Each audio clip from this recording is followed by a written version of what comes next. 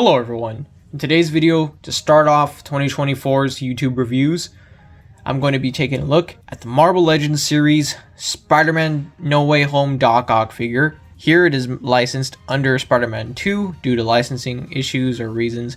To get this figure out is, of course, you can see it's No Way Home due to the little turtleneck. Anyways, turning it around, you can see the cool packaging, nice accessories.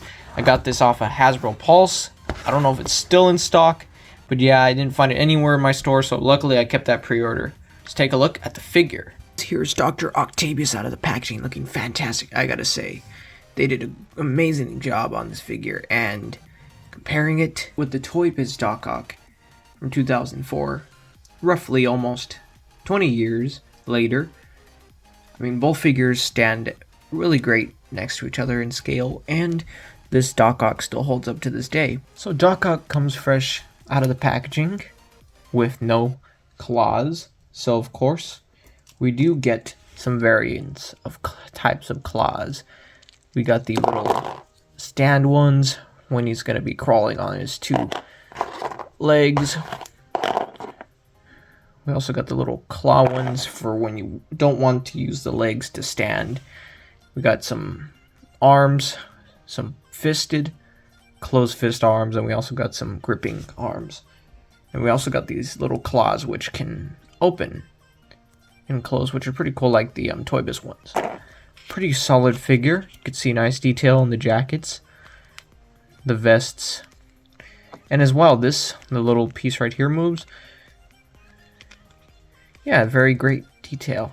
So starting off, let's put one claw on here. Start off, for example, let's put a few claws on here. So these ones go on the bottom. These ones go on the top. For Doc Ock's posability, I think it's pretty good.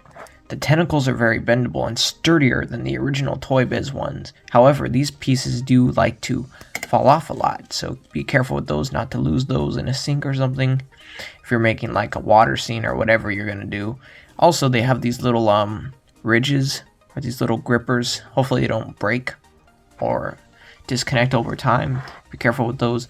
So we can see, rotates at the head. The jacket a little bit moves.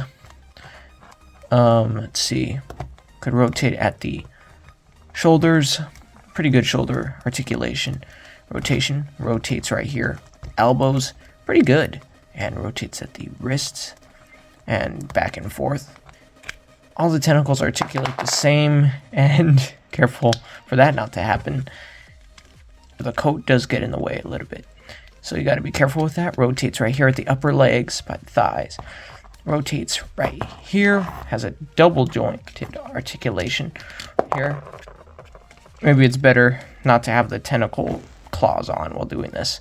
You could just push them aside. That's what I think's best. You can see you get a lot of joint rotation right there. And also at the ankle joint, there's an ankle pivot. Hello, Peter. When I didn't have this newly released Doc Ock, this one was the one that was taking the place in the display shelf.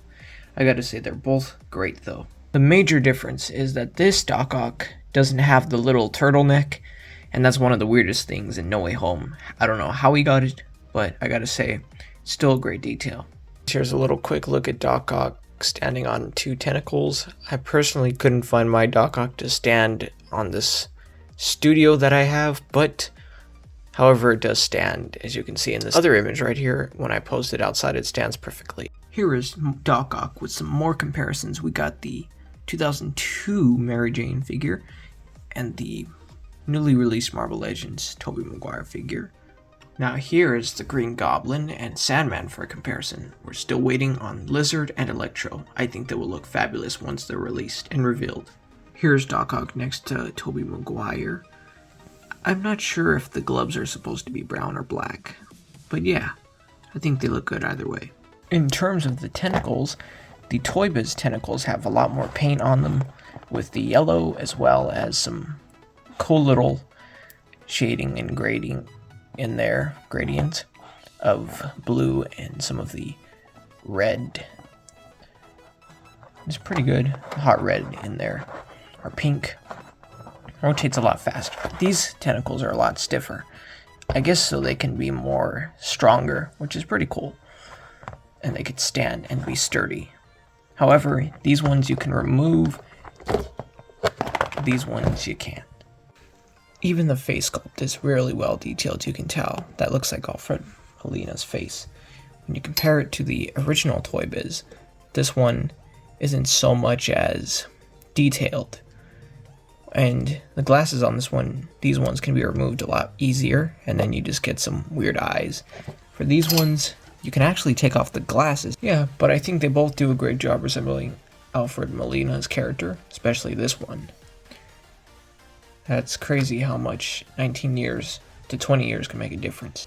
If you zoom in extremely close, you'll see some little bit of print marks on it. It's more of like little specks on the face, which still looks pretty good. And I think they look great together. I'm just missing Jameson, and when Electro and Lizard arrive, I'll be adding them. That's gonna do it for my Doc Ock review. A really great figure, and yeah, definitely you should pick it up while it's still in stores and for a cheap price. Do not buy it off of scalper websites or anything like that, or resellers. Try to get this right now for the good price that it is. I've got to say, yeah, and if you like this content shown, like is always appreciated, and I'll be doing more videos like this soon in the future.